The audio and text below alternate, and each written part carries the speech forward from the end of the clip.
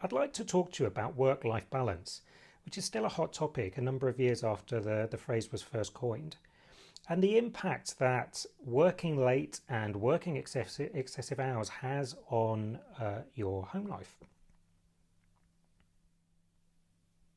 We all understand that those pressures, year end if you work in a finance function, year end if you work in a sales function as well, but maybe some regulatory piece or a big project that needs to get delivered, add pressure that mean that on occasion you need to work late into the evening, or perhaps longer hours than you typically would.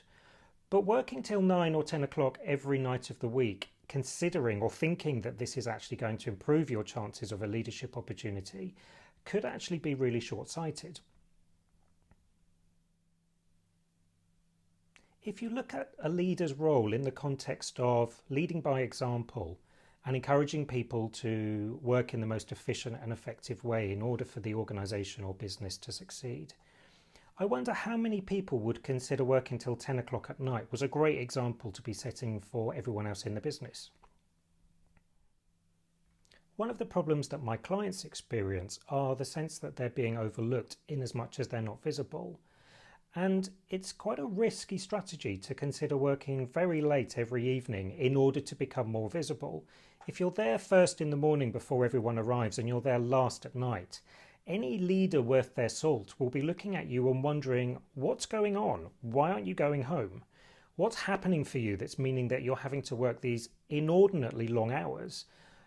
What is it about your skill set or your experience or your knowledge that's meaning you can't do the work that you need to do in a reasonable length of time that most people would consider a working day? Having been present in many of the discussions around who stays and who goes, who stays in the role, who gets promoted, I can tell you that more often than not, it's about who you are, not what you do, that gets you recognised. And certainly in interview processes, a question like, how would you deal with conflicting priorities and manage your time effectively around that as a leader, will absolutely trip you up if you're somebody that's perceived by the organisation to be working 15-hour days. So thinking about work-life balance in the context of your daily routine, I'd like to leave you with a quote that I think is really pertinent. There's no such thing as work-life balance. It's all just life. What type of a life will you want when you achieve that leadership role? If you'd like to find out more about how I can help you answer that question, then you can follow me on Twitter at Barry Joinson, or you can arrange a free wake-up call by visiting my website at barryjoinson.com. Hope you have a great evening and don't work too late.